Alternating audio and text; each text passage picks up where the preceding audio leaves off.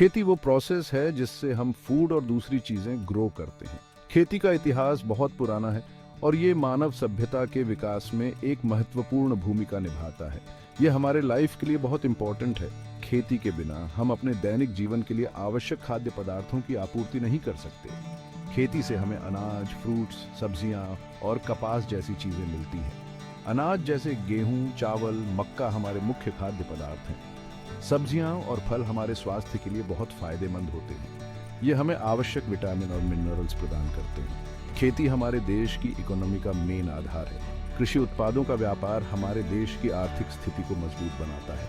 हमारे देश में ज्यादातर लोग खेती पे डिपेंड करते हैं।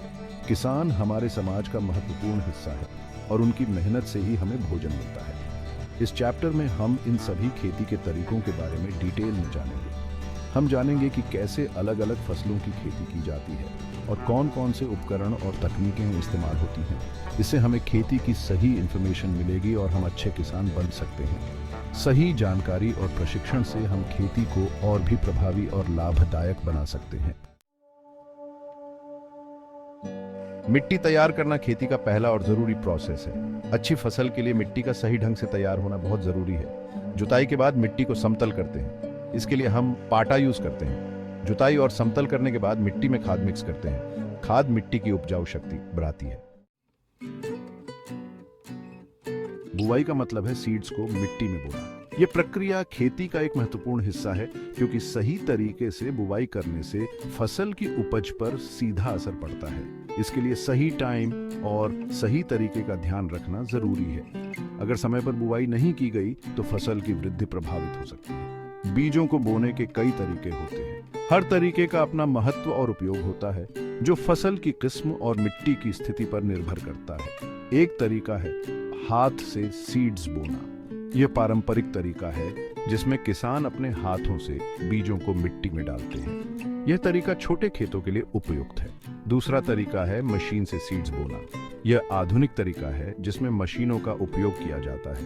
यह तरीका बड़े खेतों के लिए उपयुक्त है और समय की बचत करता है। बीजों को बोने के बाद उन्हें मिट्टी से कवर कर देते हैं। इससे बीज मिट्टी में सुरक्षित रहते हैं और उन्हें अंकुरित होने के लिए आवश्यक नमी मिलती है। इससे सीड्स जमीन में सेफ रहते हैं और जल्दी अंकुरित होते हैं। सही तरीके से बुवाई करने से फसल की गुणवत्ता और उत्पादन में वृद्धि होती है, जिससे किसान को अधिक लाभ मिलता है। खाद और उर्वरक पौधों के लिए न्यूट्राएंट्स होते हैं। खाद ऑर्गेनिक चीजें से बनती है जबकि उर्वरक केमिकल होते हैं। खाद का यूज मिट्टी की उपजाऊ शक्ति बढ़ाने के लिए करते हैं। ये पौधों को जरूरी न्यूट्रिएंट्स देती है। उर्वरकों का यूज भी पौधों की ग्रोथ के लिए करते हैं। ये केमिकल होते हैं और पौधों को तेजी से बढ़ने में हेल्प करते हैं।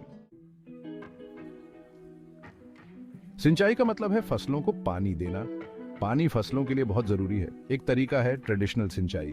इसमें कुएं, नहर या तालाब से पानी लाकर फसलों को देते हैं। दूसरा तरीका है मॉडर्न सिंचाई। इसमें ड्रिप सिंचाई और स्प्रिंकलर सिंचाई शामिल है।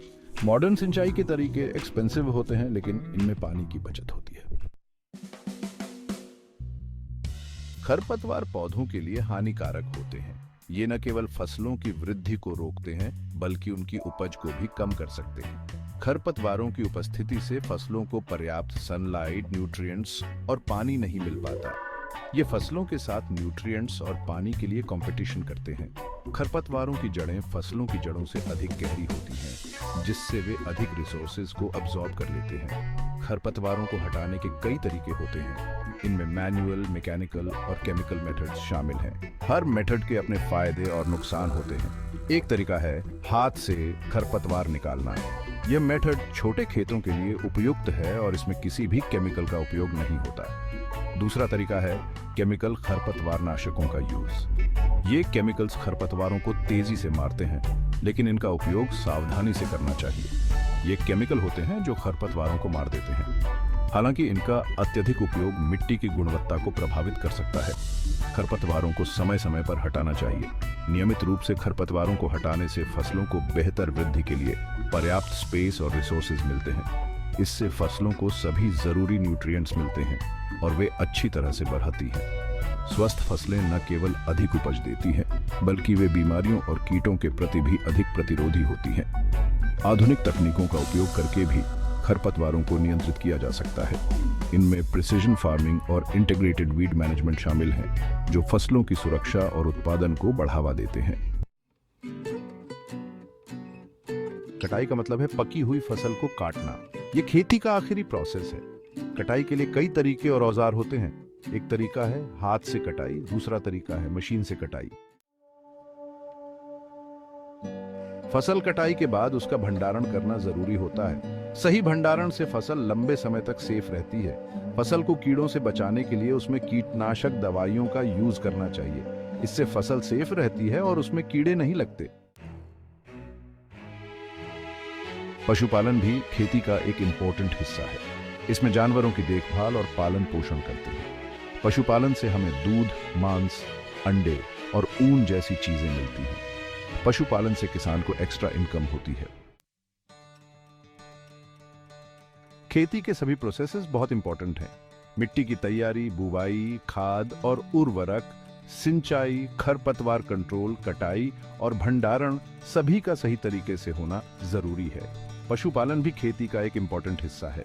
इससे किसान को एक्स्ट्रा इनकम होती है और वह अपने लाइफ को बेहतर बना सकता है।